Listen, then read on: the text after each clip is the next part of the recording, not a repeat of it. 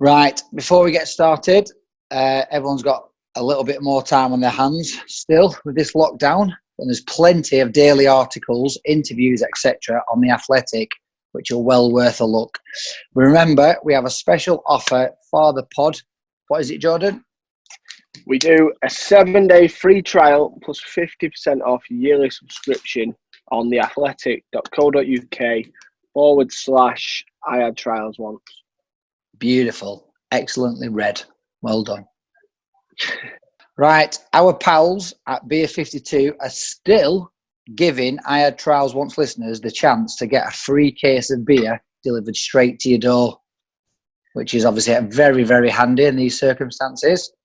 Yep. Usually worth 25 quid, but the only cost is £5.95 for the delivery.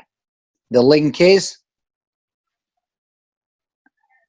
beer52.com/trials. Get on it. Beer's more my thing than reading, but hey, each to their own. Hey, it's cheaper than getting it free. That's it, right? Here we go. There we are. Got ya. Peace out. I didn't know it was shit out there. Yeah, fuck you, mate. Didn't you get the memo? I got the message there. Two shit caps going on there. Yeah, but let's not talk about. Is the barber shut up there or not? He thought it was shit hair day. Let's have a look under the cap. Fuck off! I shaved it off. Look. Problem is, it ain't growing back. So that's it now. Fuck. Looks like it slips off onto your chin. I have to keep this. If I take this off as curtains. I like it. Curtains. What's going on anyway, chaps? You all right? Yeah, good. Thanks. How are you coping in lockdown? All right. It's like the first bit was a bit strange. Like the first 2 or 3 weeks as such, and then after a while, you want to get out. Do you know what I mean? You're stuck indoors. You've got missus and the kids and that. It's great at first for them, and because you're not, as you know, you're rarely at home. Do you know what I mean? Yeah. So it's great at first, and then all of a sudden, it kind of you want to get back to some kind of regime. As you know, we don't really do a lot of thinking for ourselves, do we? Do you know what I mean? Everything is on a bit of a plate and a subscription for us just to follow that. Then we just have to just tick along for the next 3 weeks or such. But now we're trying to get back to a little bit of normality. Do you know what I mean? Going to training and stuff like that. So are you a golfer or not? Yeah, but average one. But at the moment, I haven't played. The club I'm at, we've got 500 members or something, and it's all done online. Yeah, they're all booking. Can't get on. Booking, yeah. And then I had an email, must have been Friday night, people saying if you can only have 2 tee times a week. So everyone's on furlough, just having 5 or 6 games a week. Can't fault them, really. Mate. So are you guys back in training then? Is individual or? Individual training, yeah. We had programs and that to do, do you know what I mean? As you'd know, through pre-season and stuff. Yeah. That's what it's kind of been. And we're doing that at home. But as you can't replicate nothing. Even the individual training, you can't replicate nothing until you're with a group. Until you're actually doing just 3v3s, even that would be a minimum. Do you know what I mean? That's a blow. But at least you're actually getting shots off or defended of some kind of positional sense. Yeah. I would say. What have they got you, when you go in, what have they got you doing? No, literally, go in, get out your car, go to the pitch. Just running stuff. Do you know what I mean? Running with and without the ball. Finish, pick up your food bag. That's get in the car and go home. That's it. But that's I guess that's where we're at the moment. But the hard thing is, so everyone's talking about obviously the fitness side. But as you know, when you come back from pre-season, I always find is that the timing takes a week or so to get it back. You're shooting and stuff like that, or your head in. That's what I always find. You need to get back in to doing them repetition, because say for 10 months of the year, that's all you've been doing every day. Do you know what I mean? Just hitting balls. And for all of a sudden 6 weeks, you don't want to see a football. Well, I certainly don't want to see a football. Do you know what I mean? In the summer. Just the beach. Yeah, just the beach. You know what I mean? So that's what I always find. And I just think that will be, as much as obviously getting fit, I think most of the lads will be at about 80-85% fitness anyway. That first week, though, when everything's bouncing off you, you think, shit, I've lost it all. How did I get? Yeah, that's what I mean. But you need that time to bed in, don't you? You need that first week to start bedding in to where it's at. Jordan, that's you every session. That's not start of it. It's not start of the season. Really running into boards and that in conference and all. So yeah, but you've not always had it on a plate, have you? You got released No. from Reading and went Yeah, into when I was a snipper and that, non-league. was I 15? Yeah, just started like the under 15s it was. I just got released. It was, do you know what it was? I wasn't really enjoying it. I didn't really, under 13s at Reading, I did really well. And then when I come back for like under 14s, I was still like the same size. Everyone else had kind of just shot up. And you know then, when you're like 13, 14, you see a hell of a difference. Do you know what I mean? That was like me and your teammate, Kyle Bartley. Was it? Yeah. I come back still 4 foot, and he come back 6 foot. Yeah, like been in a grow bag. Yeah, it's mad. You know what I mean? And then you're going to play teams like West Ham and stuff like that. Monsters. Monsters. You know what I mean? You got no chance. And in the end, it was like I just wasn't enjoying it. I turned around to my dad and said, "Dad, listen, I don't want to go no more." That's what I was like. I don't want to go no more. And he just said, "Are you sure?" I said, "Yeah." And that was it. Oh, really? Yeah, just rang up them and said, "Look, don't want to do it no more." I honestly just fell out of love with it. Just fell out of love with it massively. Sorry, have you got 2 screens? Yeah, coming off it. There we go. Yeah, right, so you didn't get released then? It was like a bit of both. It was on the cards though. Do you know what I mean, Joy? It was on the cards. I think if I stayed, it was like I'd just prolonged it for a year. Do you know what I mean? And that would have been that. So I kind of just made the decision. It was a joint decision, and that was it. And I just went and played for my local team. Is that Hungerford? Hungerford Town?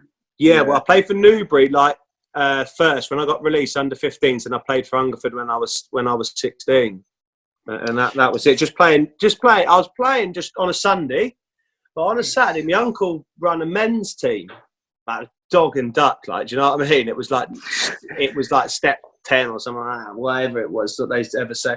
Basically, I was on a park pitch, change of rooms, and he was lucky if the showers were any good. Do you know what I mean? After the game. So, was people saying, like, come and play for our men's team because you could still boss it though? No, it wasn't that. My uncle, when I left, I was like enjoying it playing with my age group and that back at like with the school people and stuff. And then my uncle said, "Look, I'm doing men's team. Do you want to come and play?" I was like, "It'll help you like in the long run." I was like, "Yeah, fine." And I was better than then, like the blokes as such, but it wasn't that. It wasn't like the quality of that. It was more like the physicality. Do you know what I mean? Yeah. Learning that side. So I was getting booted by like 26, 27-year-old men at 15, 16. Then on the Sunday, going to play with my age group. And it was just like after the end of that season, I knew that I couldn't play in my age anymore. And it kind of took it. Then I went and played for Kimpby for 2 years in the reserves. And I went into their first team. That was about, I don't know, what's the Hellenic Premier up there? It was another league as such. But then I played for Hungerford youth team. And it was similar. Like I was playing against a youth team and I realised I can't play in this. That was a bit. What was you too physical by then? Yeah, by then, yeah, because I was used to getting waxed from like, and I used to like to have it. Do you know what I mean? In the centre, I was feeling belt and back. You go do that in the youth team, and do you know what I mean? It's no parents getting the dad on you. Yeah, it was no good, and I just thought it was just. Wow, that was like part of that. Wow, listen, if this is what you got in the next 2-3 years when you go into like men's football, you know. That was it. So what was the big change then? Because obviously you moved down to Bournemouth then. That was the big change. I'll tell you what the big change. Fucking hell, right? So I was 18 and I played for Hungerford men's team, and they played in like Hellenic. So that would have been the one below the Southern Prem, which is obviously down here. So I can only imagine it's the Northern Prem up there. Do you know what I mean? The one below. Yeah. Like Northwest Counties. Yeah, that's it. Anyway. Do you know what I mean? So I would work for the old chap Monday to Friday. Then Friday night, just go and have a bevy and that. I didn't take football serious. Do you know what I mean? I could play. I didn't take it as serious as what it was. Wake up Saturday morning rough, go and play football on a Saturday afternoon. Then after the game, get me money, then go and have a couple of pints in the clubhouse. Like I never really took it serious. And I thought that never changed. And the manager there was like, "Charlie, listen, you got to take it serious, and this don't really go out on Friday." I was thinking, well, I'm 18-year-old. I've done this for like the last 2 years, like just having a pint and that before I play. And I never really played, never really scored many. And then my parents moved down to Bournemouth. And at 18, you're moving away from like a small town where I was from to know everybody, to move down to a bigger place. I was like, I'm not sure.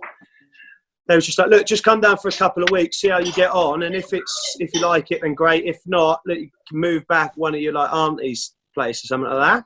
So I was like, all right, fine. Surely 18-year-old Bournemouth beach, loads of birds on there. Yeah, I know, but you soon must have realised it was a good move. But I didn't know anyone. Do you know what I mean? I didn't know. I was a sweaty ass odd carrier. Do you know what I mean? It went like I was going to uni, going to just fit in like that. And then it went on. I went training on the Thursday, first time, and I'm just one of the lads who'd just been there knew he played for another team, and is this for Poole Town? For Poole Town. Poole Town, yeah. And he said to me, "Look, we're going out tonight if you fancy it." I was like, "Yeah, all right, why not?" And then I realised everything, all the surroundings, and that was it. And then it just kind of just clicked, you know, like we had a great team, and I just went on this. I was just scoring for fun. That was one of my questions, because I was looking for Poole Town, 18, 19-year-old. It says you scored 46 in 46. Yeah. So I thought that was one of my questions. What actually clicked? You know, something must have. I just didn't go out on the Friday. I just didn't go out, not as much anyway. Do you know, I took it a bit more serious because I think because I didn't know anyone, I felt like I had a bit of like a point to prove. Yeah. Well, not even a point to prove as such, but do you know what I mean? To say, like, let them know that I can play and I can be a part of this, etc., etc. So I never really went out as much. Just went on. I didn't score the first 2 games or something. Then I just went on a mad scoring run. But like I say, where I was only like 19, where I had them 3 years of playing men's football, I thought I was like, listen, I could just go and have it with anyone. I wasn't worried. And it just the goals come as you know, you score goals, just feel like you've done like untouchable. And whatever I was doing that year was going in. But we was winning. So when you're in a winning team, everything seems to click. Yeah, that's true.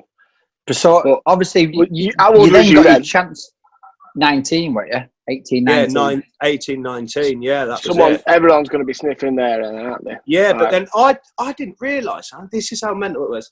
So it must have been about October time. I was on about 10 or 12 goals. Anyway, they come to me and said, "Oh, will you sign a contract?" Right, and I didn't know anything about a contract or not. Like at the time, I said, "Dad, listen, they asked me if I want to sign a contract." Yeah, right, 70 quid a week. I was like, "Fuck it, yeah, right." But I'm playing like Wessex League, like step 5. It doesn't make no difference to me later on down the line.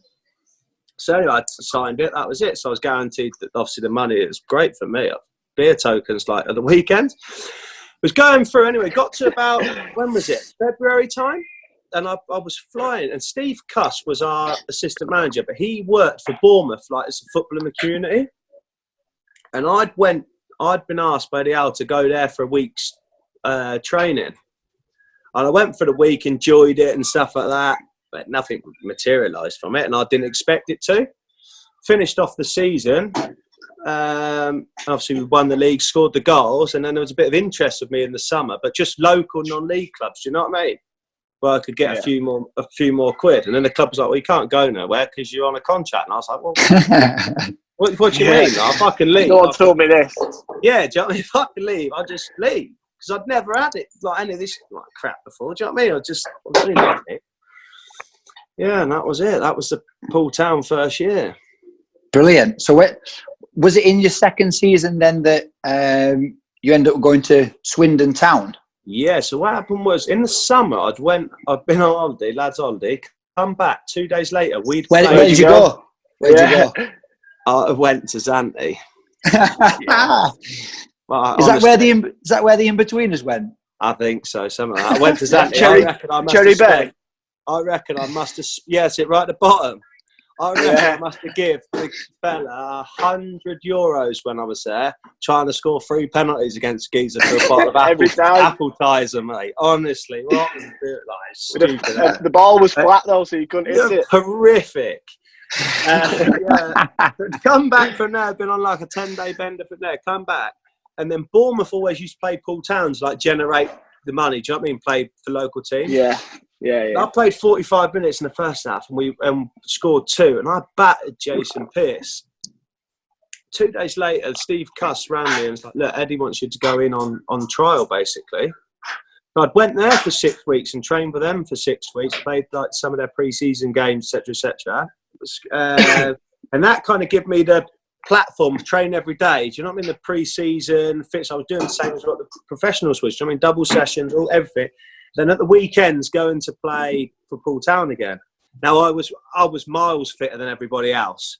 They was training twice a week. I was training every day. I was miles fitter than everyone else. I was quicker, stronger.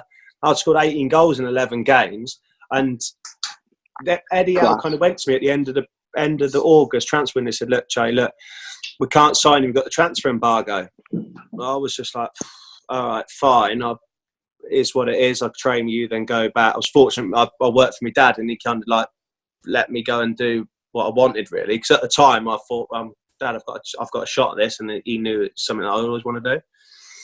So that was it. And then I'd got a sniff for 2 days later, a phone call from an old coach at Swindon who was their scout, had rang me and just said, look, will you look to come and try on trial at Swindon for a week?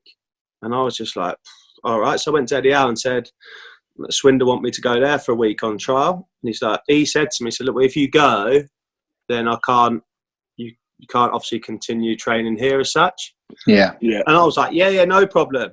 Like, it's funny, yeah, no worries. I can't sign for you. So you want to play, don't you? So yeah, but he wanted me to stay there, then play for Poole Town, and then when they got the lifted embargo, I could obviously go and play for him. Do you know what I mean? So I went to Swindon, trained with them for a week. We played against Swansea in a pre-season, in a resi game, and I scored in that. Scored hat-trick, did you? Yeah, and then it was mad, like, because they had Ferry Bodie was playing centre midfield for them, right? He was a big player for Swansea at the time.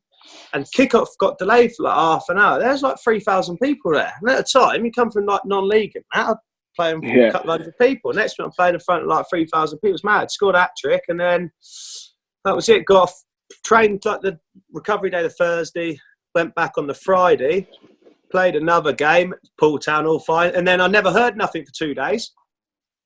And then Danny panicking or what? Not really. I was all right. I was just like, one of them. Yeah, I was like, well, if nothing happens. And then on the Tuesday, I was with me, obviously my wife now, when we was obviously together. She'd rang, I had a phone call, private number, answered it. Hello? It was Danny Wilson. And he was, look, Charlie, we want to sign you.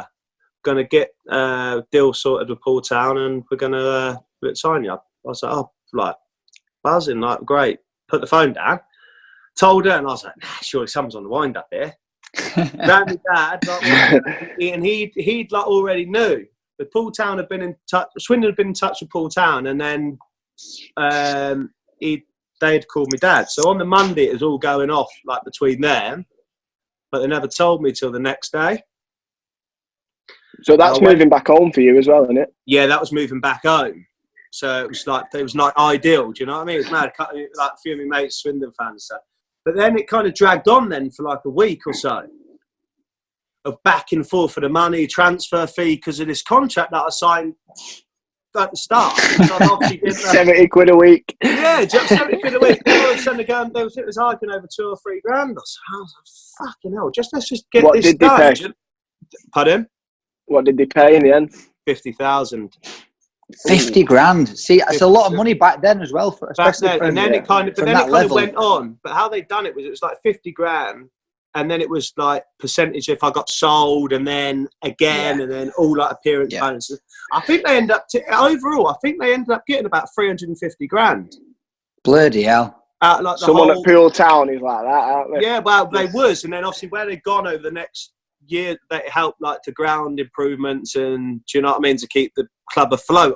That's what it is, and that's where they're quite good. It seems to be a lot of people still involved, and when they come and people say, oh, why don't Charlie Austin like give money to Poole Town? That's where it all started. They straight away say, well, what do you mean? Like we've had X amount of money from there's nothing he can give us. Like we've had enough. We're in this kind of situation and position because of what he's done. And so then, did you have anybody looking after you at the time? Because you wouldn't have had an agent back then, would you? Gads, I was fucking Wessex League. Which, like I say, to win that would go into the Southern Prem, so the same. Do you know what I mean? North West County. No one looking after. There was no interest. Do you know what I mean? No interest. Enough of that. Yeah. Nothing. Oh, you wouldn't know. You would get the odd scout, I guess, to watch, but it wouldn't be anyone from football. Like near us, for example, would be Eastleigh, and Eastleigh would be the closest one to like Paul Town and stuff. Do you know what I mean? That'd be a decent move for them lads, wouldn't it? In that. Yeah, that would be like a good one to get in there. And I always remember when it was done and settled with Swindon, I played my last game. It was against Moneyfields, right? A team from Portsmouth. And we went 1-0 down, and we had this old Taffy Richardson, lovely bloke, played centre midfield. And he went to me, Chaz, he says, all right for you, you're fucking off after this game. He says, you're fucking off to Swindon, we've got to stay here. I said, fucking all right, mate. We end up winning 5-1, yeah, I'd scored 5. Their manager was going mad after the game. You're fucking cheating. You know he's going to Swindon. He shouldn't even be playing on this fucking pitch. I was like, oh, mate. It was mad. It was mad. And that was it. On the Monday morning, I went to Swindon, yeah. Lovely. But in your first season for Swindon, you carried it on, didn't you? 20 goals for 32 games. Do you know what? It was crazy. Must have just been sound for you, easy. It was, but I'll tell you what helped. I know, and I'd say this all the time, Jordan. What helped is obviously the 6 weeks I had with Bournemouth. Yeah. Doing that pre-season. The training. The training allowed me then to go into Swindon and train. But obviously, I was fit.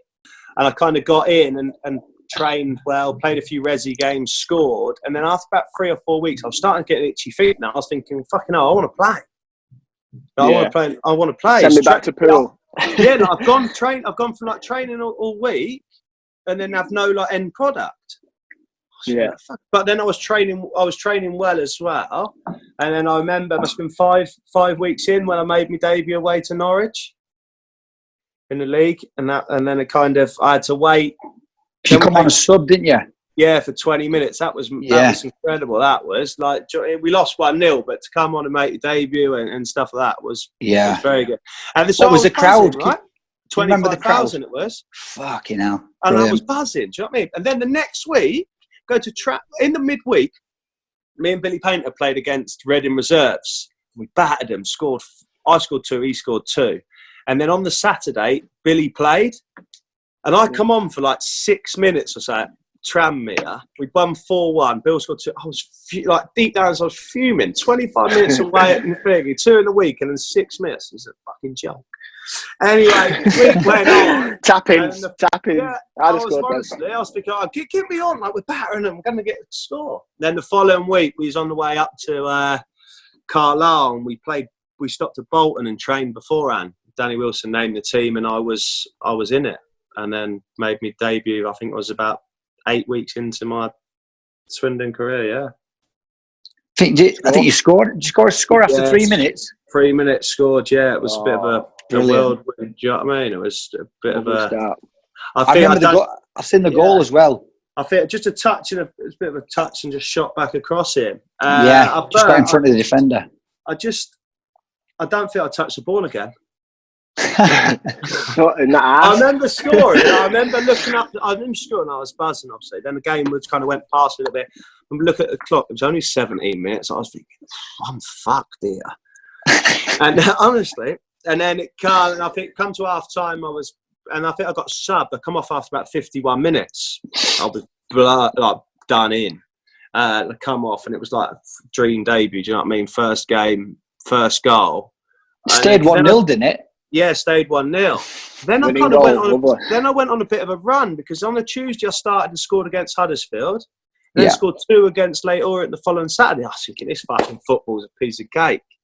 It's a piece of cake, this. And I just went on from there.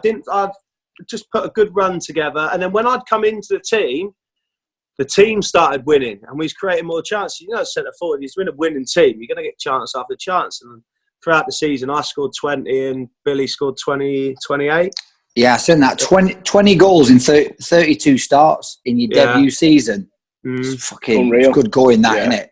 Yeah, it was good. I always think about my first game of that season was against New Milton at home, and we won 1-0, and it was in front of 100 people. My last one that season, we lost 1-0 to Millwall in a playoff final in front of 78,000.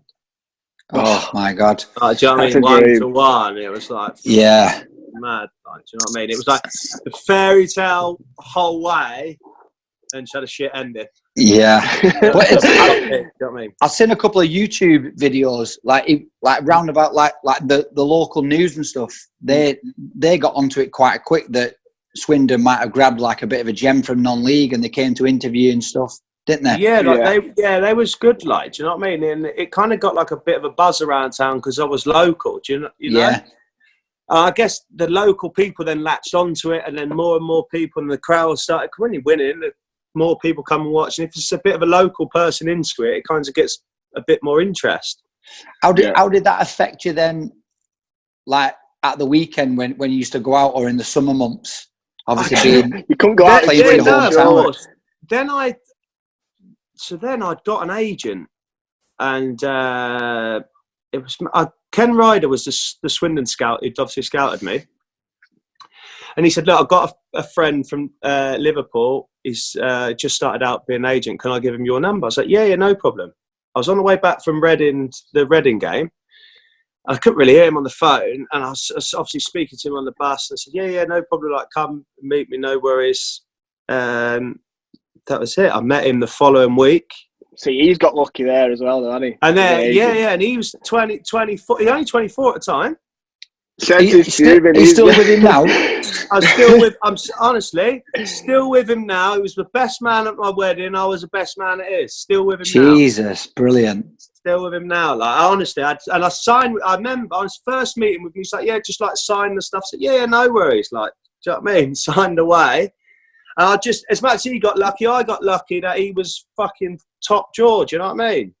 And that's brilliant, isn't it? Like, it's top drawer. And you hear everything about the agents. Do you know what I mean? You do it, guys. And I obviously speak to him, and you hear all the shit that goes around. I always say to lads, you just make sure you get someone that you trust and you can have a rapport with. Do you know what I mean? Yeah. Yeah, you didn't trust him though. You didn't know him really. Yeah, but I had to build that at first. Obviously, I didn't know him at the time. You get to if there's a shit agent after a year, if he's not giving you what you need. I always find what helps it the best relationship you always have. I said, just be honest with me. If I have a shit game, tell me. Don't blow smoke up me ass. I'm shit. I need to work on something. Tell me. If you think I've had a good game, then do you know what I mean? The thing is, I say that to all my lads. I say, how is it going to help you if you know deep down you've been shit, and I come and say, do you know what? You did all right. You won't believe it. You'll just think. No, but a few times on the phone to me, he said to me, "Oh, I thought you was all right today, Chad." I was like, "Mate, I wasn't. Like, I've got to be honest with you, I wasn't. I was pretty poor." You know yourselves, footballers. You know yourself in the mirror. And you only, I wouldn't good today. But when you have a good game, you look in the mirror and go, "Fucking hell, I was a man today." Like, it's quite easy. It's all self-praise and good is best praise, as they say. Do you know what I mean? But you've got to be your own worst. You've got to be your own worst critic. You have to be. Yeah. So from Swindon, it says that you nearly went to Ipswich. Oh yeah. And then fucking hell. Obviously, I regret this. Obviously, the worst thing I've done, I put a transfer request in at Swindon because you knew they were interested. Yeah, and I wanted to leave. I was earning hardly any money, and I wanted to leave. But I shouldn't have went around about it like I did. I was always going to be sold, like, do you know what I mean? In the end, so I've gone to Ipswich, and I'm there. And I take my dad with me, my dad, and my agent. I walk through the doors at Ipswich. Dave stops me and he says, "Chaz, Eddie Howe's me on the phone. Look, Burnley's had a bid accepted." I was like, "Well, I want to go like to Burnley. Eddie Howe, I want to be there." He said, "Yeah, but we have to give these like the talk and that first, see what they're offering, all the stuff." So we've gone in. Me and my dad are sat with Paul Jewell, and Dave's gone off to speak to like the chief exec and all the stuff. Anyway, he rings my phone and says, "Come, we have a chat." I was like, "Fine." We're like in the toilets. Honestly, it was like a couple of school kids like fucking hiding from maths lesson or something like that. And we end up doing. So I said, "You know, I go back." I left my dad to it with Paul Jewell. Paul after Dad's like, he's saying to me, "He ain't going to sign there, is he?" He said, "I know." Obviously, Paul Jewell is a very experienced manager, ain't he? Do you know what I mean? So that was it. I just went back to him and said, "Burnley have offered to. I want to speak to them as well." And he was like, "Okay, fine." But I got lucky because Ipswich that evening. I had an MRI scan, full body MRI scan. So obviously my knee would have shown up. What happened later on in my career with Hull, like my knee would have shown up. So I didn't have to do that. I drove up to Burnley on the Thursday. And it was late Thursday night. I stayed at the Marriott at Worsley and drove on up on the Friday morning, done all the stuff. But medical was easy, like pissing the cup, checked all the stuff over the dock and that, and it was fine. Just signed it, and that was it. Signed 3.5 years. Because you're the mad place of Burnley. I'm from Burnley. Yeah, so I lived in Bury first for 6 months. Sorry about that. Yeah, and then I moved to Rawtenstall. Oh, that's where I am now. That's where I am now. Rawtenstall, right? Fuck, was it Rawtenstall? Ramsbottom. Ramsbottom. Ramsbottom. That's we've got a bar in Ramsbottom. There was a pub that was up where I lived in this block of flats. There was like a lake that was there, and Fisherman's Retreat, the pub. Fisherman, beautiful food. Oh, lovely bit of grub in there. Beautiful. Need a remortgage, though. So that was it. Your wages to go. Nah. So I was in there. He's going there 3 times a week. That was it. That's where I lived. Do you know what? Loved it. My little girl was born up there. Yeah. It was mad. Brilliant. People are lovely. Oh, they were top job. My dad loved it. Like he'd come from Bournemouth, and my dad, my mum, my grand used to come every game. He'd Bournemouth like 6 in the morning, drive up. He'd park up, and then he'd go to like someone's house. But he's walking to the ground. Someone used to open like their kitchen window and sell all the grub from her kitchen. Like he used to get he'd love it. Like get a bacon sandwich of that from the woman's house. Did you ever get the kids offering to look after your car? Paying them, yeah. No, we weren't too bad. Well, the players are all right, yeah. Some of the but no, he said he wasn't too. But he didn't have to do that, so it was all right. We used years ago. I used to be one of them kids. I used to say like, "I'll look after your car for a £5." Just stand by the kid. Got to make it £2 somehow. Yeah, you have to. Yeah. Well, we used to go with a big rugby player. We went to City, but it's the same sort of thing. There's like little kids, and like this big rugby player was absolutely shitting his pants from like these kids, and he was like giving him like a £5 so they wouldn't touch his car. He was like, honestly, it's not worth it. They'll just ruin it if you don't give them a £5. They just kick you in the That's mad, isn't it? Mad. Yeah. So in Burnley, the kids will drive off with your car. They try to find a way. But you know what? I loved it there. The people and that was incredible people.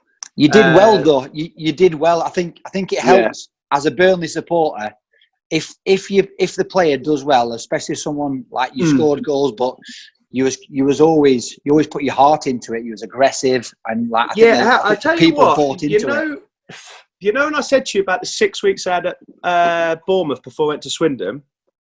But when I signed for Burnley, I played Doncaster away and then I played Norwich at home. And do you know what? I honestly thought, fuck, this is different. This is like, do you know, that step up for these are quicker, stronger. I was like, fuck. Yeah. Because you was in the champ then, weren't you? Yeah, in the champ. Then I dislocated my shoulder in the week. So then I was out for the rest of the season.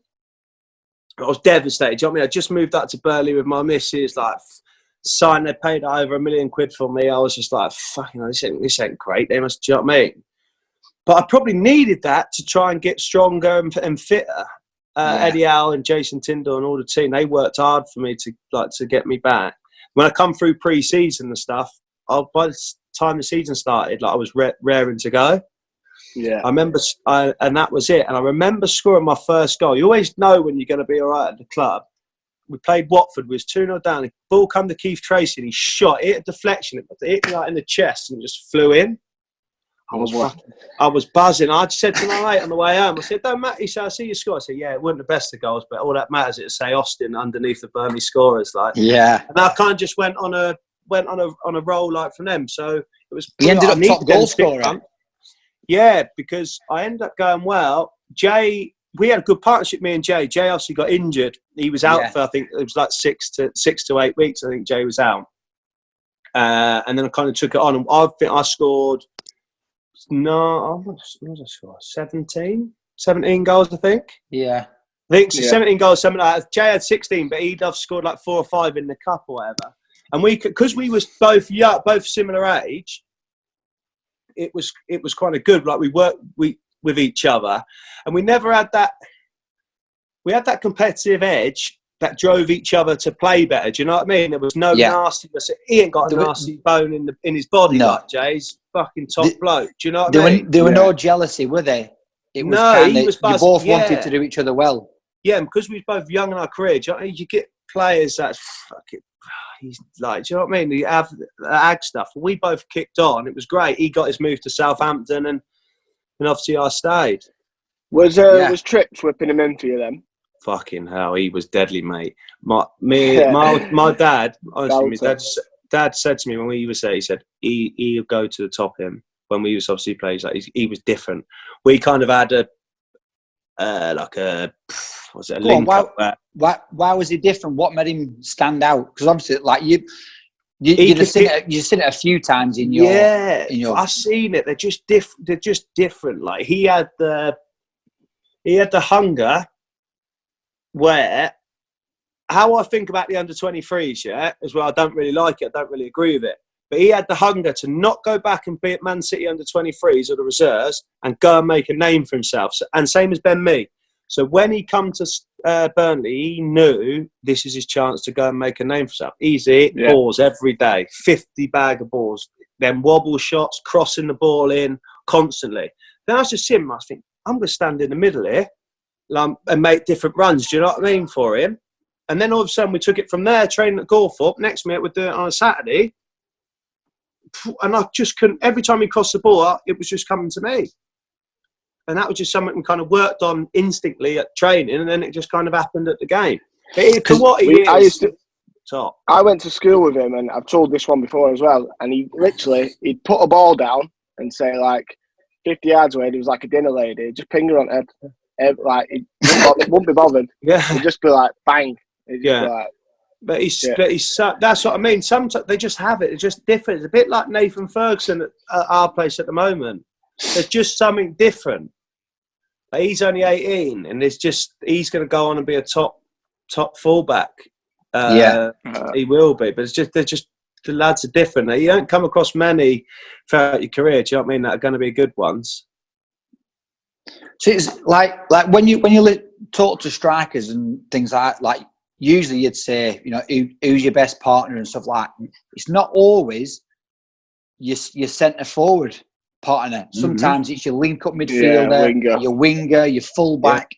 Yeah. I was quite fortunate. Obviously, like and another thing, I've always seen it as, you've got to get the team to play for you, get the best out of you.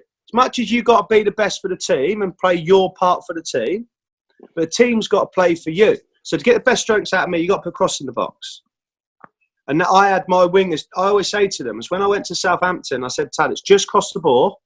And if I'm not there, then tell me. But I'll be there. But if you don't cross it, I'm going to tell you. I say to Jan Valerie when we was there, just cross the ball. I'll be there. If I'm not there, then you rip my head off, no problem. But if you don't cross the ball, I'm going to do the same to you. Matty Phillips used to whip the balls in when I was at QPR. Do you know what I mean? We had a good link up there. It's just, like you say, it's different. You don't always need it to be the strikers and that to have the best link up. It's your wingers, your fullbacks. QPR was after Burnley, wasn't it? Yeah. QPR was after Burnley, yeah. Because obviously Burnley were in the champ then. I can't remember, you failed a medical, did you? Yeah, so to go into the Prem. Oh, so I went to see Sean Dyche. He was in charge then. I finished the season really well. I only had a year left on my contract. Come back. Yeah. It was 2 days before pre-season started, and Hull had obviously bid, and it talks away, and it was accepted. So I went in to see the manager and the lads say bye and stuff. And that was on the Saturday morning. And I went to Hull, did a medical, and then I knew I had a problem with my knee. And I was 14 at the time, and I tore my cartilage and I was only 14. So they took the cartilage away, and I just wanted to play sports again. Do you know what I mean? So I never no rehab or nothing. I was at no clubs or anything like that. Mum took me to the NHS hospital a couple of times for the physio and stuff there. But that was it. I didn't really want to go back. I'd rather just be out quicker than I'd get off the crutches like. And anyway, I went to Hull, failed the medical, I remember being with my dad. Steve Bruce was married at the time. I remember being with my dad and my agent just saying, look, well, I'm going to continue that because every time I go to a club, I'm going to have a medical and I'm going to fail it. And they were just like, no, it don't happen like that. Then he explained all the scenario, certain players and stuff. So I was driving back along the M62. That's it, isn't it, from Hull? Yeah. And so I remember ringing Sean Dyche. I said, look, I failed the medical. Like, I need to come back. I want to train. Can I come back, please? Yeah, I was like, I've got a year left. Like, I need to come back. I want to play against Morecambe on a Tuesday. And we was going to Ireland on a Thursday for 5 days. And I remember him just saying to me, listen, I can't have you play against Morecambe because what happens if you boot someone, just get sent off, do something reckless? So just go back home, go back to your parents' house, take like with your missus and your baby and that, and then I'll see you at the airport, Manchester Airport, on Thursday. I was like, yeah, okay, fine. I met him on the Thursday at the airport, and all the lads was like buzzing for me to be back and stuff like that, and they didn't even mention nothing. It was just like I hadn't been away. Brilliant. But Yeah. then That's pretty good of him, isn't it? Yeah. So how did the QPR move then come from that? Well, I did pre-season everything, all the stuff, and then you was playing what your knee felt. So yeah, it's fine. But your knee felt fine. 14. Yeah, I was 14. So but it just showed up on the screen, right? Okay. Yeah, that was obviously something was on the medical. Do you know what I mean? So then so playing through pre-season, I was played a couple of games, scored a couple of goals, and then at Nottingham Forest, I said, look, we want to get a deal sorted to go there, and I was like, I don't really want to go. So I was like, I'm not going to go. But I had nothing on the table, so I turned them down. I had nothing on the table. So I mean, it wasn't like I was turning them down to go to QPR. This was QPR had come a week later. So when I turned them down, I had nothing. So I said, nah, you're all right, I'm going to stay. I said to Sean Dyche, I ain't going to Nottingham Forest. Fuck that, I'm not going there. And then a week later, Harry Redknapp ran my agent and said, look, let's want you to come. I was like, all right, went and see Dyche on the Wednesday. Season was starting on the Saturday. I said, you gaffer, look, Palace, QPR have come in for me. I want to obviously go. He's like, yeah, look, no problem. Wish you all the best. You carry on. Bloody hell. And that was it. Went down there and signed. I was a bit worried, like the medical. I was in the MRI scan for 3 hours. No, please no. No, do you know what I mean? And I come out, and the agent was sat there, and he said, the doc come out, and he said, honestly, Chaz, he said, this white sheet, like his face was so white, like he'd just seen something on the scans, like thinking, can't say. So there's a chief exec, and the secretary was sat in the scanners there as well, waiting. They'd gone off upstairs to have a chat, and they was like, right, go back to hotel and come back tomorrow. So, all right, fine. I was thinking, oh, this is fucking deja vu. It's happening all over again. Anyway, gets in there. The next day, I'm sat with a doc and the physio, and he's testing all the stuff out. And I must have been in there for about 45 minutes. The phone rings, like in the hospital. Doc picks up, and it's Harry on the phone.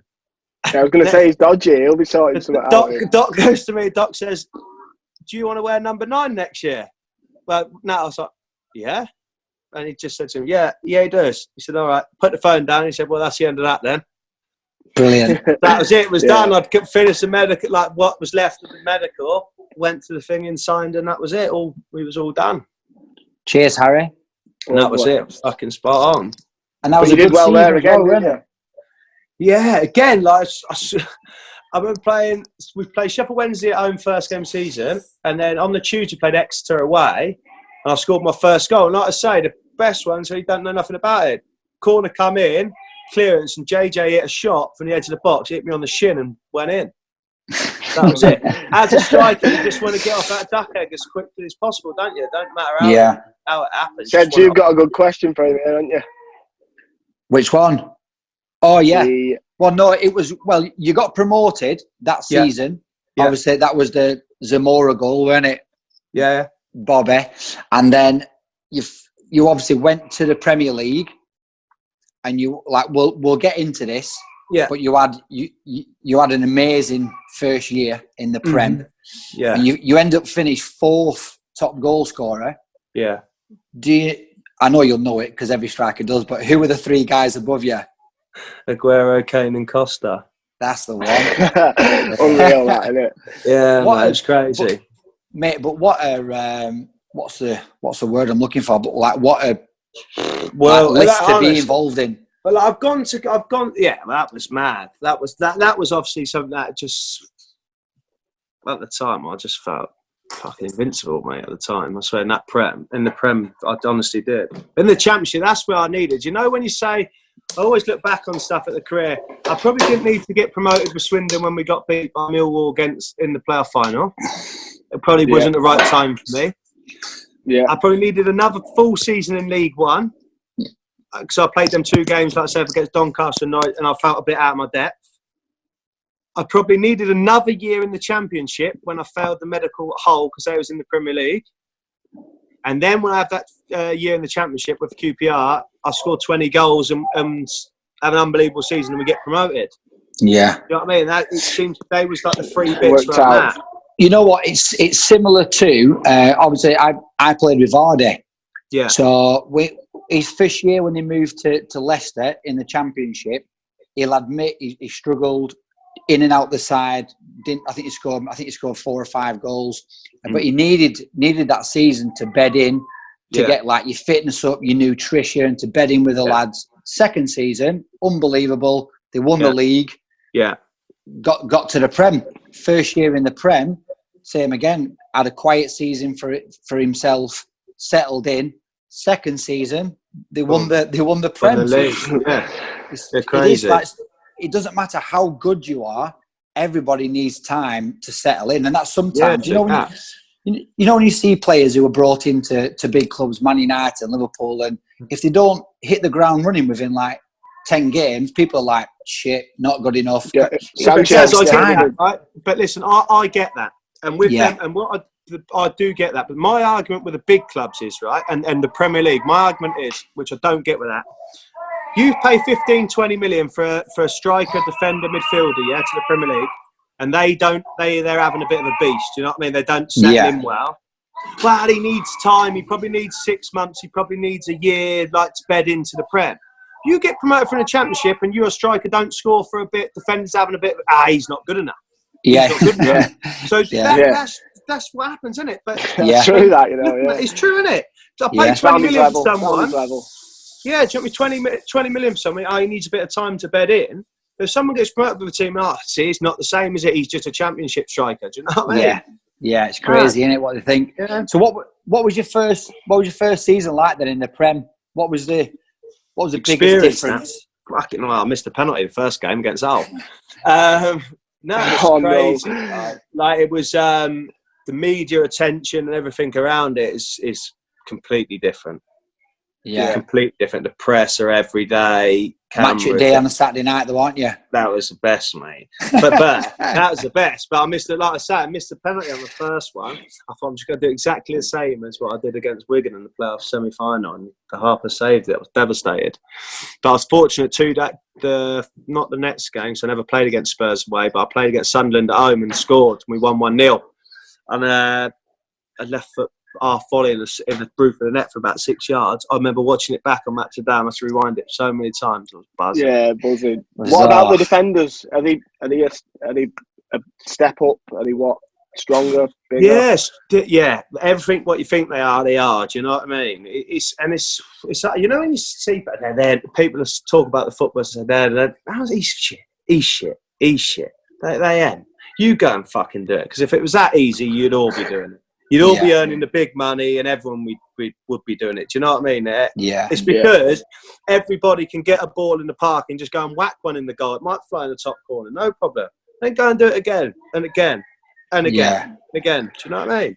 Go and do it. Go and do it when someone's chasing you down. Or when you got 50,000 watching and you got a penalty to take in the last minute. Do you know what I mean? The whole club depends on you scoring this. If you don't, we're having another year in the Championship and we're having a beast. Do you know what I mean?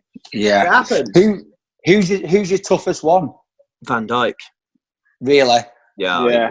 But before obviously I played against him in that, because before then it was Jagielka, you know. For me, I played. He was a beast. He was, and I played against Terry and Cahill. Don't forget when they'd won. And when they won the Prem, you know, when they were in the peak, Fabregas, Costa, and they was, and But I just thought Jagielka had something where when I played against him, I was getting battered all over the shop. What strength-wise, aggressive? Wherever I went to move, he was there. Like, his reading of the game was second to none. Yeah. Did you have a defender where you bullied, though? Did you have one where, when you played against him, you thought, I can bully him? Not in the Prem, you know. I didn't, because I was quite fortunate. I played up front with Bobby Zamora in the Prem. Yeah. And he battered people, and it was more about having a fight with him, which kind of like freed up a bit of space for me, which helped me massively. Yeah. So I never really had to get into them battles. What would you say your kind of best attribute is? Timing of your run, goal scoring. I think that my movement. Yeah, I think so. Yeah. The movement and stuff. I do think that. You have the quick players that are obviously blessed with pace, and then you have people that are smart with their movement. Do you know what I mean? And create space that then. That's what I'd say. Movement in the box and that. I think I'm very good at that. That'd be my best. Yeah. 100%. We had you've been described as the best goal scorer Burnley's ever had since Andy Payton, and we had him on, and he asked a question saying, I asked him a question saying, this is classic. What sort of a striker are you, or something? What sort of a forward? And he just went, a fucking goal scoring one lad. I was like, but that's all he talked about for 90 minutes. His goals.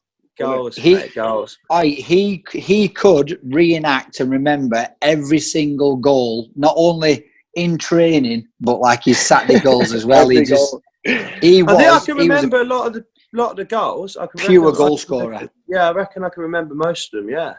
Yeah. Do you know how many you've scored up to now? 156. Not bad. Must have been good to reach your 100. Yeah, that was against Barnsley, last game of the season of the Championship before the playoffs, 1-3-2. Yeah, that's right. The thing is, for some reason, I never celebrated it or had a T-shirt under it. Fuck knows why I didn't. Still to this day, I don't know why I didn't. Did you realise it as well? Yeah, I knew it was coming. Yeah. I knew it was there. I just had touched and scored. I didn't even celebrate the goal, make us go 1-0 out. I think it's because it's the last game of the season, and I knew. Harry said to me, "Oh, you're just going to play an hour." So I think I was pissy. I was only going to play an hour. But I don't know why. Yeah, that was it.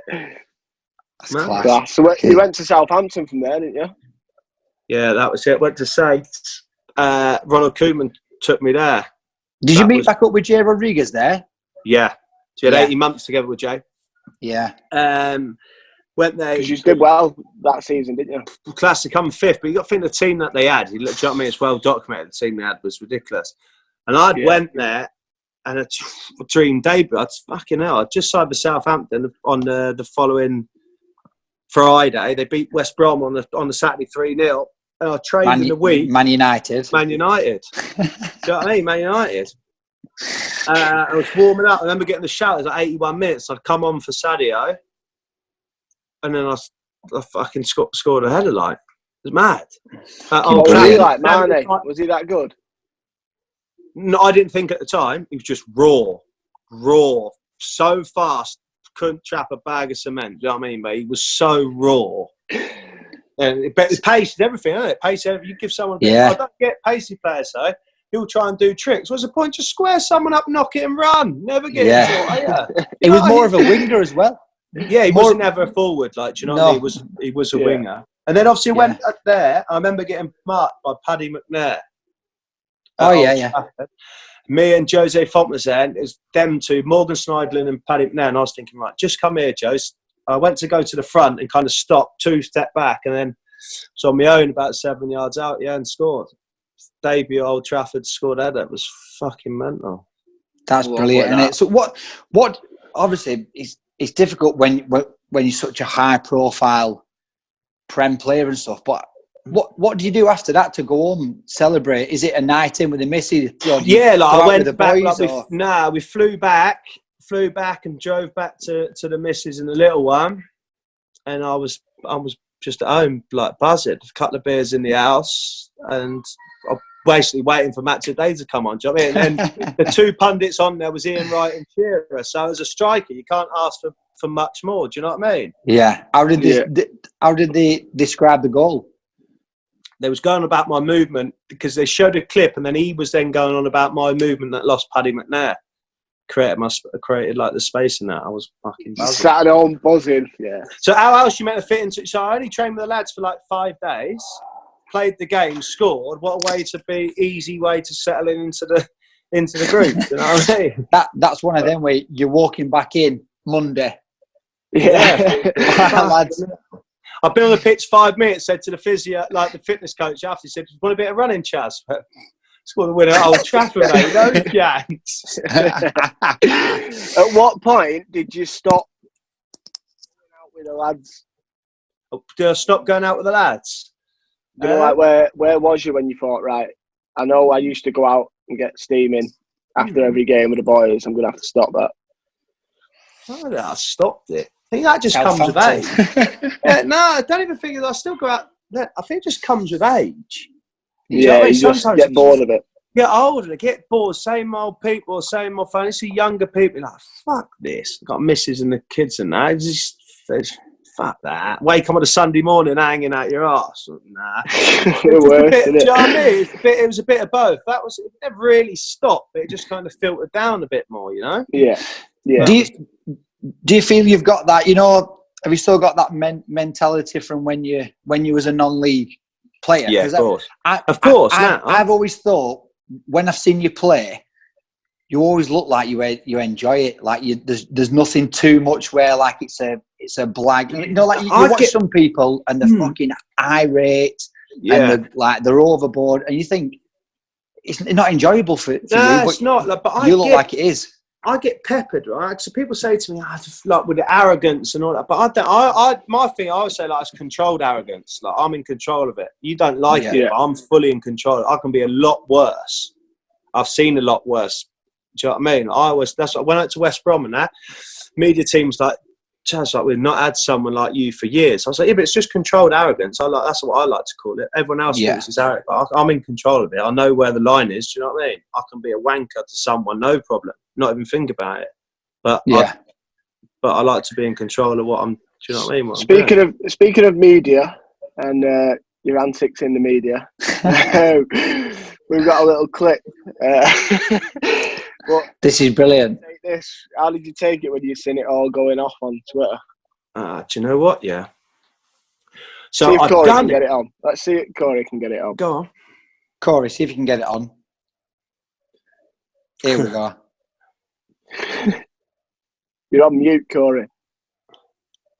Take it back to the beginning as well, Corey. And look at my left eye here. I took a punch from the goalie in the fucking eye there as well. Look at it. look how fuming you are. Look how mad raging. I was raging. All right, What's you doing, Corey? One job, Corey. One job. Corey having a stinker. Honestly, so that had happened. I've been on the bench. Honestly, Jack Stevens sat next to me, and there was like a fan that was about 5 seats away from the bench, and he went, "Don't put that fat bastard on." Oh, my head had gone. No, my head had gone. Well, they said it's offside. Hit mine. I did. I hit it twice. Hit me. Bob done. That's why I done Foster. The best league in the world, the most watched league in the world. And give them all the help they need, because clearly they cost us 2 points today. It's a joke. Put all that to bed. This week worked hard. Come here to get 3 points. We deserve 3 points today. We've been let down by the officials. That's why we didn't get 3 points. Now, they said it's offside. Hit mine. When I see it now, I was like, I have cringe at it now. But do you know what I mean? Obviously, come on, and scored. We won 2-0. Well, obviously scored, disallowed. We draw, didn't we? 1-0. And come on, I was pissed. I was fuming at the fan that gave it to me beforehand, because when I scored, I run over there to like me mate, to Jack, and I was going, "Where is he? Where is he?" And I think I said something to him, "Shut the fuck up," or something like that to the fan. I was fuming. You know what I mean? I was fuming. Now I look back. Offside. What? What do you mean? Oh, no, there's a fucking joke, mate. Was you offside or not?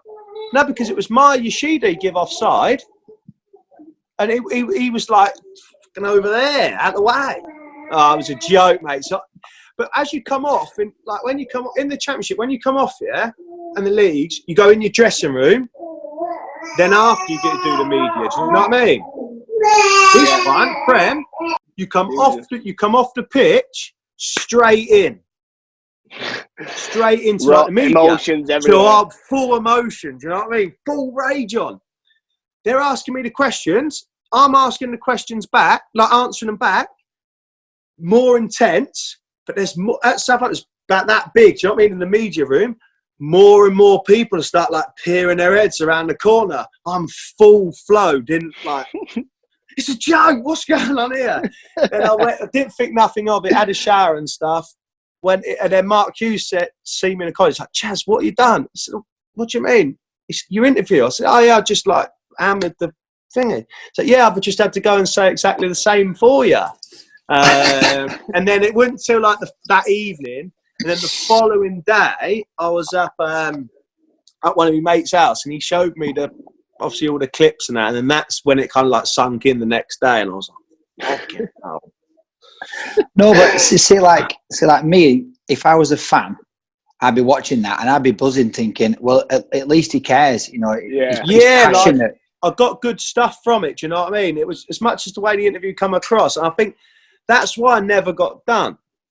I never said it. Like I just said they need help and all because VAR was obviously talking about it all beforehand and that. And I just went on this mad rant, and that was it. It was for about fucking 4 minutes, I think I was on there. I love it when that guy comes out from the car at the end. Oh. Yeah, honestly, he just gets pulled out of the thing. You don't. Oh, honestly, fucking man. The bloke messaged me right the next day on Twitter. This Ryan is Butterwell, I think his name is. He messaged me just saying, I hope you don't mind the video and all stuff that I'd done. I was like, no, it's brilliant. Basically, he said, but it's fucking nightmare. He said, someone stole the video and put it on their thing. So all the views were on someone else's thing. Like, I was like, yeah, no worries. I thought it was brilliant. That's How's your time at West Brom then? How are you finding that at the minute? Yeah, it was good. Like, obviously, it was a good start and it's been okay. But you imagine when you go in, so in the summer, I fell out with the manager at Southampton, a big falling out. I wasn't part of his plans. That was no problem. But just treat me like a man. Do you know what I mean? Show me a bit of respect. Don't kick me out of change. I'm not a bad egg. I'm not going to cause any problems with the lads here. I'm not going to fuck your training sessions up. I go and train with 23s, like no problem. But be a man, like treat me like, don't ban me from the fucking building. Don't stick me in the under 23s food. Like, do you know what I mean? Where they eat. Is that what happened? Yeah, like treat me with a bit of respect. Do you know what I mean? I've been here I've been here 3.5 years. Like I know the kitchen lady, the two kitchen ladies. He would like frown upon them speaking to me. It was like fuck off. Do you know what I mean? I've been there 3.5 years. You've been here like 10 months. Yeah. So we're really going to build. Then when that was, then I was. Which gaffer was that? With Hassanuto. Oh, yeah. Right. Yeah, so obviously, then I was just swan about a training ground. Then I was a bit of a bell, like, but I was swan around thinking, fuck it. Do you know what I mean? I was training with the 23s, and it's not the same. 23s is not the same. They're not strong enough. They're not fit enough. They're not good enough. Do you know what I mean? Otherwise, they would be playing. They'd be playing men's football. They'd be playing in the first team somewhere. That's as simple as that. So, and I went to West. So I didn't really have a pre-season. I went to West Brom with like half a pre-season. It took me 6 weeks really to get up to speed. I scored against Millwall in my debut in the League Cup after 9 minutes. I played for about 65 minutes. Played okay, but I've kind of it probably given me like a bit of a false fitness. Do you know what I mean? Yeah. It was like League Cup. I thought I was fitter than what I was, but I wasn't. It took me probably 3 or 4 weeks to get up to speed as such. And it was probably the first time I'd scored in September, I think it was, October, I'm not sure, against Cardiff. And it was like then we had an international break. So I couldn't really get any momentum going. So whenever something was going, we kind of stopped. And I'd come out the team, which was fine, and we started winning. And then you kind of, as you said, right, that's no problem. I need to try and adapt to how am I going to get back in the team. I rolled my sleeves up, cut back for a week or so. I was fuming. He's not fucking playing me. Like, do you know what I mean? Bring me here and not playing me. And I thought, the only way I'm going to show him is by doing it in training and then rolling my sleeves up and getting my head down. I think sometimes that's a bit of my come on, good, best and worst. Well, I'm the best and worst critic for myself. When I get like the cards are against me, like stacked against me, I think, right, let's have a go now. Let's dig in. And then I went on the run where I'd scored like 7 and 8 or something through December, and that was it. But the team are winning. Do you know what I mean? So it's hard. Yeah. As much as you're scoring off the bench, then all of a sudden the manager's thinking, well, he's coming off the bench and scoring. He's doing his job for me. Hal's doing the job for me when he's playing. And Hal has been playing up till the break very well. Do you know what I mean? Very, very well. And performances he's been putting in has been fantastic. The reason why we are up there where we are. Do you know what I mean? Yeah. So it is what it is. But it's a great club, and I tell you what, it's got like a QPR feel about it. When I went there for that one season, where promotion is the goal. It don't matter how you get there, you have to get promoted. And but everyone, if we get promoted, and that is how I see it. If we get promoted, and I play a handful of games, like double figure games off the bench, we end up playing 20 games starts or the opposite way. If we get promoted, everyone wins. So don't matter. 100%. Everyone wins. But if we don't get promoted, everyone fucking loses. It ain't like that. It ain't like freeze play. There's no point having agendas about against me. What's the club's goal? Get promoted. If you get promoted, if we get promoted, we both win. Yeah. We both get paid more money. We both get back in the Premier League. We both, do you know what I mean, get all that exposure again. Yeah. And if we don't, we're having another year in the Championship where financially we're coming like, that might be our last actual chance to get to the Prem. Like, look at our team. We got 6 to 10 players that probably this is a last proper chance. Or like 30 and above, aren't they? Yeah, get into the Premier League. Yeah. If it don't happen now, it might not happen again.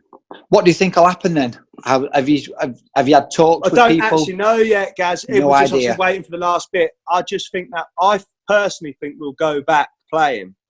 Yeah. And behind closed doors. Have you been watching the Germany games? Yeah, and it's just like a bit of like a pre-season game. The pace isn't there. Do you know what I mean? The intensity's not there.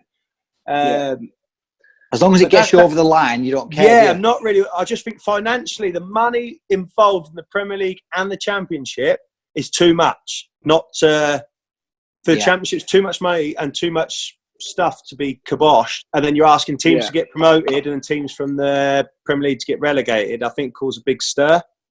So I think them two will be the leagues that we do play and that we do finish. Yeah, I think League One, League Two, I think they're already done. But I do, I do agree with you. Maybe whether they'll have relegation or they'll just have promotion, and then next year have more teams in the Premier League. Yeah, I just think we'll follow. I think we'll go like the Bundesliga and follow them. Yeah. We've got about the other. It sums up League One. We've got Peterborough chairman obviously going saying what he's obviously doing and getting the teams or whatever. But Coventry and Rotherham are just staying stum, aren't they? They're League One. They're first. They're first and second. You would do, wouldn't you? Yeah, that's what I'm saying. They're first and second. And obviously I'm mates with Joey, and he said to me, "Look, we're in a good position. I feel like we had good momentum going.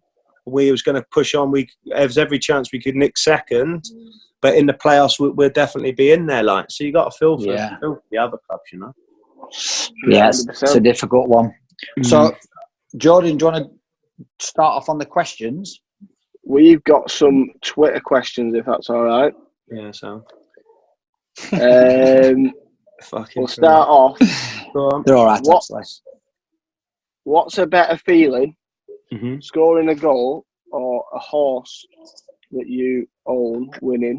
And what happened with your mate who went onto the track? Billy Painter. Is that who it was? What's that? No, with the goal, with scoring a goal in that, it's weird. I remember when I owned a horse and that one on the Monday night, I scored 2 against Aston Villa in the Prem.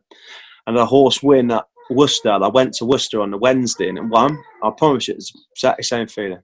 And you can't replicate. For me, couldn't replicate scoring. And I've watched my horses win on the telly at home. It ain't the same. But being there, just the buzz, just everything about it was the closest thing I've had to scoring a goal was having a horse win. And then we was at Cheltenham on a team day out. with Swindon lads. It was in a box, and we all put 50 quid in. And Bill said he'd go on the track. How he never got nicked, I never got nothing. Honestly, he must have ran 50 yards, bollock naked, up the track. Things went over the line, back over, changed, he's back in the box. It was mental. That's brilliant. That is class. Do you are you gutted that you never got an England cap? I feel like you deserve one with, especially when you come fourth that season. At the time, at the time. When Yeah. I didn't get on against Ireland, at the time I'd say I was going. I was flying in March leading up to it, but obviously Harry got called up in the March one, and we was both scoring the goals. But again, it's easy to call up lads playing for Tottenham and stuff than what it is calling someone up for QPR. I'm not crying here, nothing like that, 'cause it's fucking what it is. But to pick someone for QPR in the bottom three, that's 24, 25. Well, it's someone that's playing for Tottenham scoring a few goals, and that's already been on the England radar because he's playing for the 21s. Do you know what I mean? Like, I'm not crying here, nothing like that. But that's just, it's easy, isn't it? So come to the summer, never played. Was I disappointed? Of course I was. I was fucking fuming deep down. Yeah. Couldn't do anything about it. Do you know what I mean? No. And then unfortunately the opportunity never arose again. Once when I was at Southampton, I was fast with 8 and 8, and now I never got called up. I think it was 2017. I think it was after the Euros. I never got called up in November. I was fucking raging. Well, it's never going to happen, is it? Yeah. Sling it. Who got called up instead? Not too sure. I ain't too sure. Yeah. I were the England camps. Brilliant. The top looked brilliant. People and that was brilliant. I remember being there.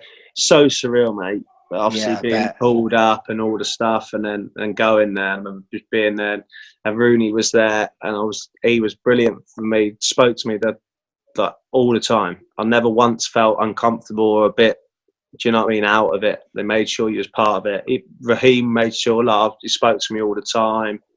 Man, it was very good. Best one. Do you know who surprised me the most was Ross Barkley. He could whack the ball both feet, mate, right and left foot shooting. He was fucking unreal. Really? Yeah.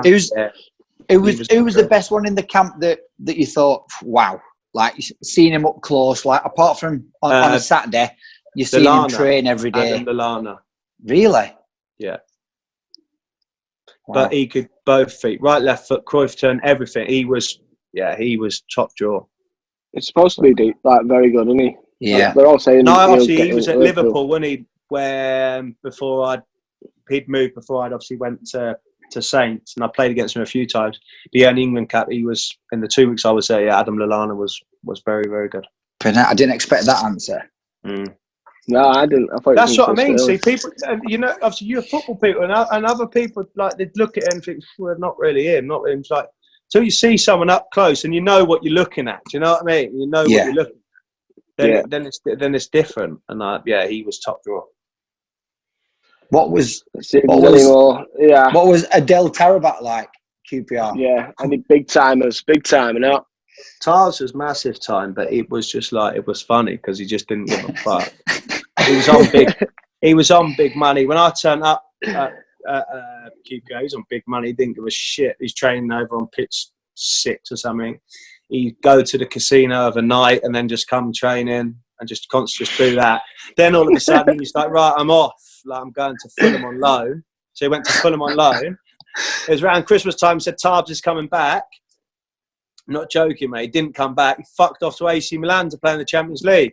Do you know what I mean? What can you? You're in all this stuff about him. You see him for like a week or so. He goes to Fulham on loan, does okay, but average at best, and then next minute he's playing the Champions League for AC Milan. That's class. Yeah. Right. So Harry Redknapp. Mm-hmm. What's your best story on Harry? Or was it just him I haven't really got a good, other than him asking me for about my horse and that. Nothing really. Just him in general was someone you'd fucking love to work with. Not because he was a coach and that's the other side of it. Do you know what I mean? That goes unseen. It's easy to say, he's a good coach. He puts on good sessions. Does this and that. But when you're down or you need like a boost or something like that, he put your arm around you and Just the man management side Make you of it. feel like he used to say to when we went to the Prem, he'd said to me, "You'll be my number one striker. I've got every faith in you. You're going to play. Play 35 games. That's what you need, isn't it? Yeah, you and need then that I've never played in the Prem. I never played in the Prem before. And I was like, bust my chest out thinking, I'm going to show it. I'm going to do the business for him. Do you know what I mean? I'm going to do the business for him. And that's, I found, for me, I know other people would say, oh, I'm not too sure and stuff, but for me, he was fucking brilliant. That's brilliant. What's the other one that we had? Try and think. What was another one? Oh yeah, you good mates with Joey, aren't you? Joey Barton, doing well at Fleetwood. Yeah, he's doing all right. When I fucking first met him, I turned up. He's a hard character, isn't he? At first. Yeah, but when I first turned up at the training ground, you had to go in the barrier. I went to the barrier, went up. I'm driving in Park, and he's walking like towards me. He just looks, gets in his car, and fucks off. I was like, fucking hell, just signed for Burnley, huh? I think I've heard like stuff about him and all that. I remember being with Dad saying, Dad, see Joe Barton, and he just looked at me, got his car and fucked off. Great. Do you know what I mean? The next day, he come in, like, she's like, oh, mate, I'm so sorry. I got off yesterday. I didn't even recognise you and all the stuff like that. I was like, yeah, look, it's absolutely fine. Anyway, against Sheffield Wednesday, after the game, I said to him, look, where's nice to go, like, to eat? Mrs. is down from up there. She packed the stuff like. He's like, yeah, you can go to. Why don't you come out for food with me?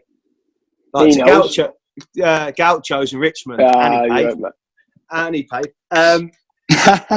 No, I said, yeah, okay, no problem. He's like, look, I'll text you the address and the time. I was like, oh, perfect. I goes back to the hotel and I said, right, babe, we're going out with Joe Barton for dinner tonight.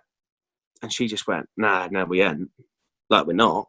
I was like, yeah, like, we are. Like, she's like, no, I'm not. I was like, well, why? She's like, well, he's a fucking idiot. Like, look at all the, all the stuff about him. Do you know what I mean? And that's the bullshit we fucking live in, because you make an assumption of someone that you've never met before. Do you know what I mean? So I said, no, look, we have to. Like, we have to. Our teammates, like, we have to. The best thing I've done, I went for dinner with him. Really? A relationship like we have into now. Like, he looked after me, like when we was at QPR and everything. He was some character. Come to my wedding, like, good with, like, my kids and all the stuff. Brilliant. I speak to him like once a week and that. He's just. Would you play for him?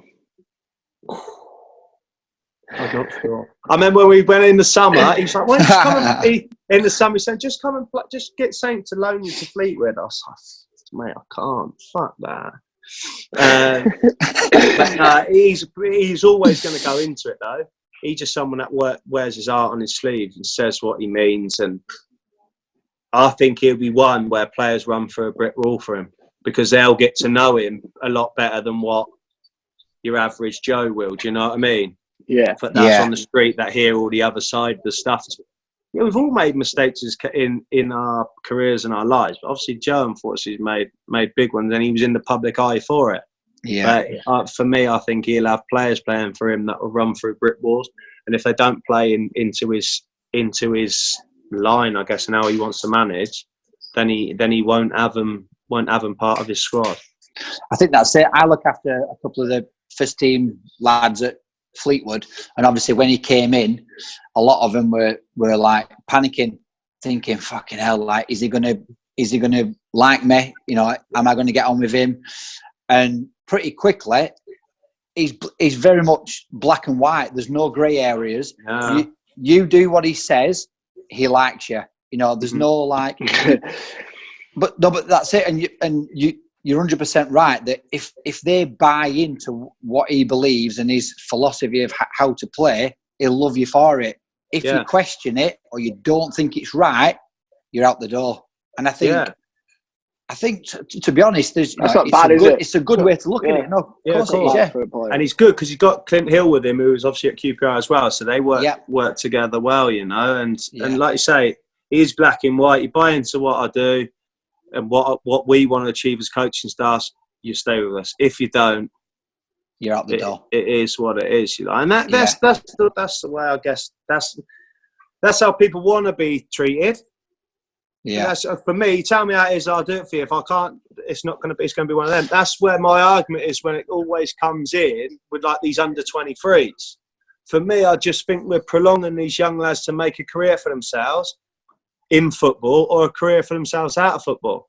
Because I said a couple of weeks ago, what are you going to do? You have a 22 or 23-year-old who's been released from Southampton, a Premier League club in under 23s, or you've got someone that's 28, 29 that's played 200 Football League appearances, and someone in League One or bottom end of the Championship or top end League Two or whatever is trying to find someone, but they ain't got the money kind of thing to spend, but a free transfer.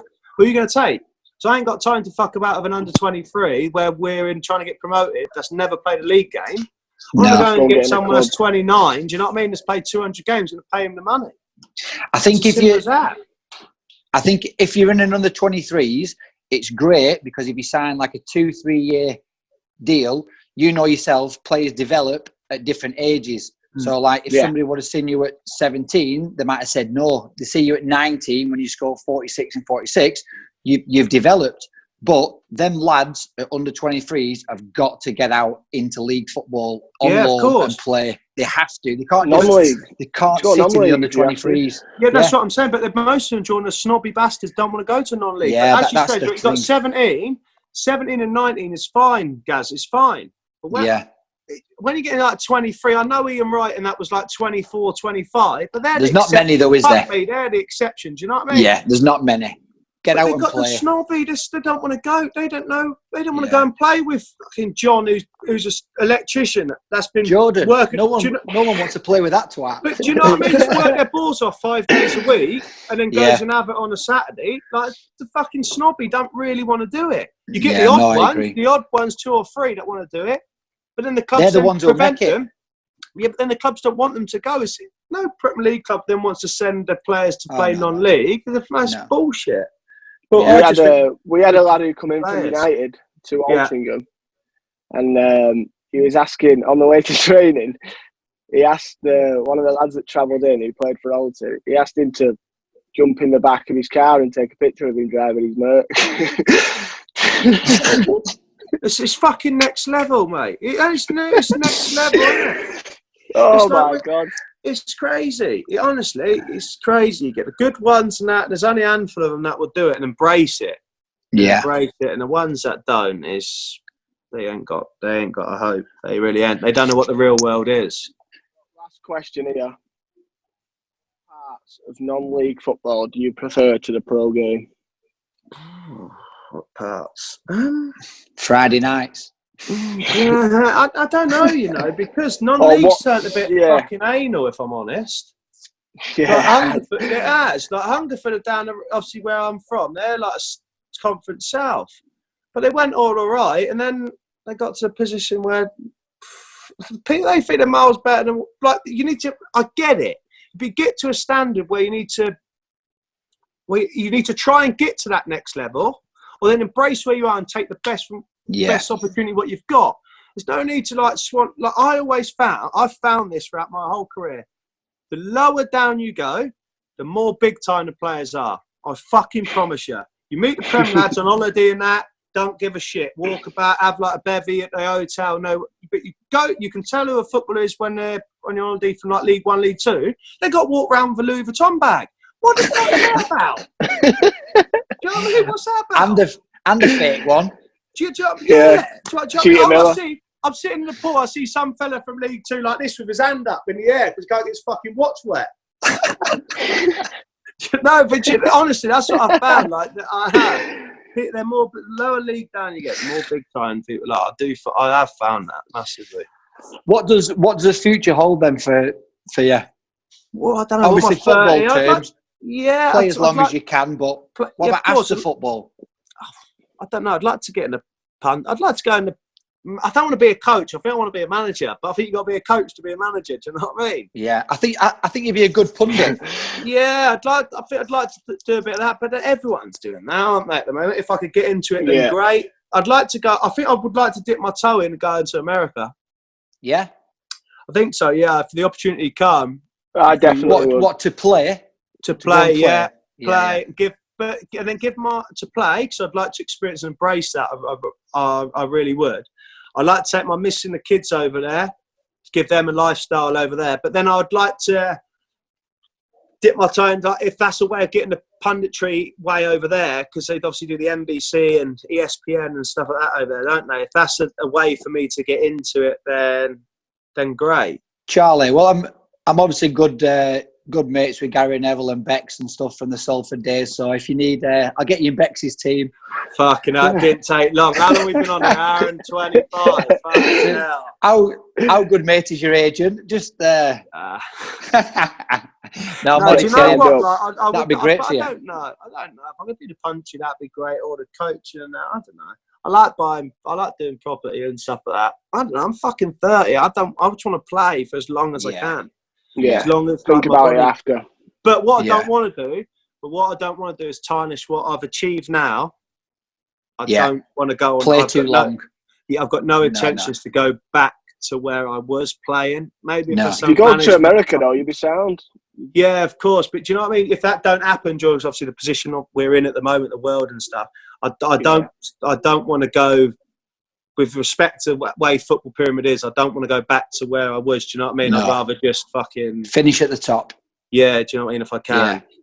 Yeah. Well, mate, it's took you a long time to get there. So yeah. Do you know what I mean? You fully deserve to finish at the top. I mean, but I don't think it really sink in like until you finish that and you look back and you appreciate what you've achieved. Do you know what I mean?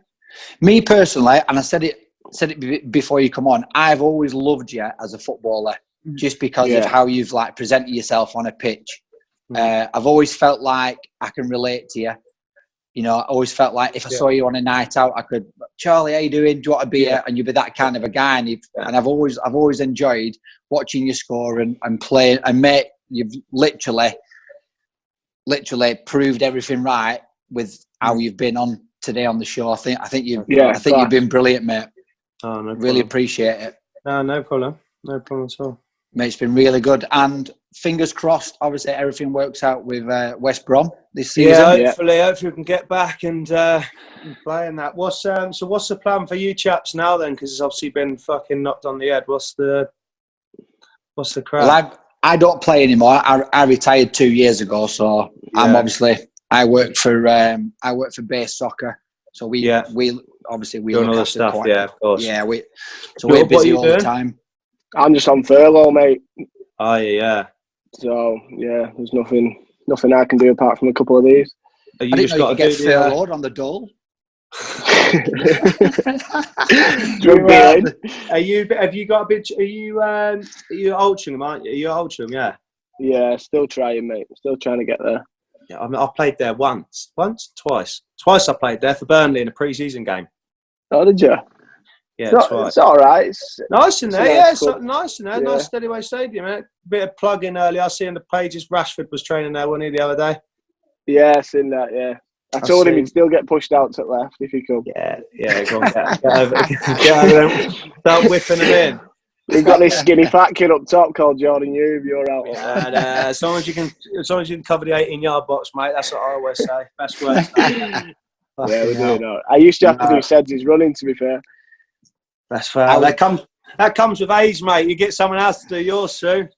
Exactly. Hey, still bagged 35 that season when he come. Nah, that's what I know, mate. Right. Charlie, been an absolute pleasure, pal. Yeah, no problem. Really appreciate it. No, mate, keep take safe. it easy, mate. Yeah, take it steady, chaps. All right, all the best. Top man. Cheers, buddy. See you later. Bye. What a top guy. What a guy. Oh, that was brilliant. I thought he'd be like, wouldn't say. And he's just like, fucking, yeah, I used to go out on a Friday. I tell you, you can tell though, he's just, like I say, because he's come from where he's come from, he's not got into the game till he was, 19, 20. You can tell he just appreciates it. You know what I mean? Like, I think sometimes... None of these managers can go mad at him for that because he does the business. That's him. Do you know what I mean? Yeah. That's him as a person. I think sometimes, when you get the lads who have been in an academy from 8 years old and they get everything given to them, I think when they get to 21, 22, they don't actually appreciate what they've got. But you can tell he did. Yeah, you can tell he just, and he was just, you could tell he would score a goal, like I say, against Man United on a Saturday, and he'd have his he'd have his old bricky mates round on a Saturday night to watch Match of Day with him. Watching it, yeah. He would though, wouldn't he? And he's so right about League Two players and League One with I love that. bags. I love that. I don't want to get my fake Rolex wet. That's me, to be fair. No, it was good, really good, Yeah, mate. class. It was a good. Well, hopefully. Hey, Corey, well done. Well done on your bit. Yeah, cheers, mate. Well done. Yeah, Cheers. only took you 9 minutes to get it up. Well done. Well, we could have won. I thought that would be your warning, as I said. Speaking We've about got a clip for you. Yeah. Well, got I could see him behind the screen panicking, like, oh, fuck, shit, mute. I liked it when he played it 3 times in a row. Couldn't stop it. Like this. Pause. Oh, brilliant. Right. That was good. Jordan, get onto you, mate. I'm fucking shrinking. I want get your dumbbells sorted. Yeah, I've just done my legs now and then just had a protein shake. I'm getting massive. You see my legs now? Keep budge your legs. Get them. Yeah, you need to start training your dick. Fucking well small. Get some weights on that. Right, pal. Top man. See you later. See you, Corey.